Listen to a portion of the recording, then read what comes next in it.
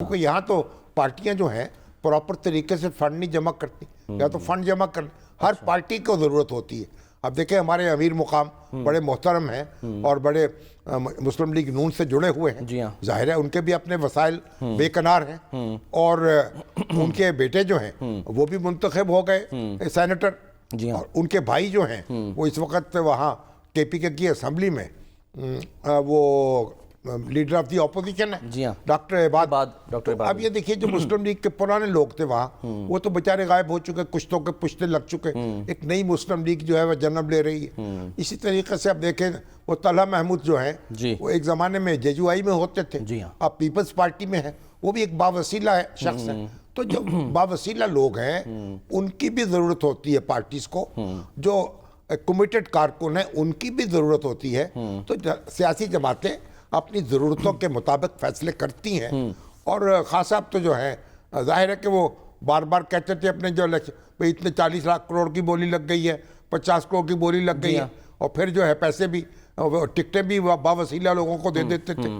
तो इरफान सिद्दीकी साहब तो ये कह रहे हैं कि मेरे पास तो सिर्फ 25,000 रुपया था, उसी से मैंने वो जमा कराया अपने और उसी से इलेक्शन लड़ा, एक आना खर्च नहीं किया। जाहिर है जब पार्टी आपकी पुष्ट पे होती है तो एक आना खर्च करने की जरूरत नहीं होती। अब भी जो लोग मुंतखब हुए हैं उनका आना खर्च नहीं हुआ। सर ये क्या वजह है जो भी कुछ दिया होगा पार्टी को दिया होगा, हाँ। या पार्टी को देंगे। यानी हालिया कुछ सालों में जब भी शिकायत आई हैं तो वो पीटीआई के ही खिलाफ आई हैं कि जी उनके लोग बिक जाएंगे, वो लोग जो हैं वो किसी और को वोट दे देंगे। ऐसा क्यों है? इसलिए कि अब तो आज़ाद लोग थे ना, उनके पार्टी डिसिप्लिन नहीं था उनको कोई, इसलिए ये बार बार कही जा रही थी।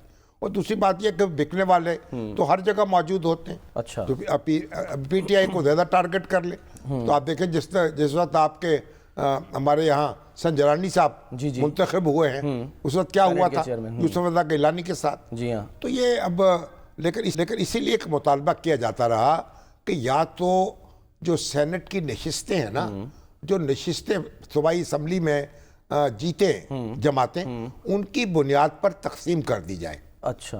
ताकि इंतखाबात की नौबत ही ना आए।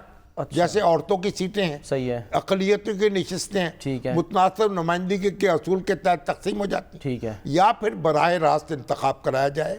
जब कौमी असम्बली का इंतखाब होता है उस वक्त सेनेट का इंतखाब भी हो जाए। यानी सर सीक्रेट बैलेट नहीं होना चाहिए, आप ये कह रहे हैं? सीक्रेट बैलेट जो है उसके नुकसानात हैं। इंडिया में भी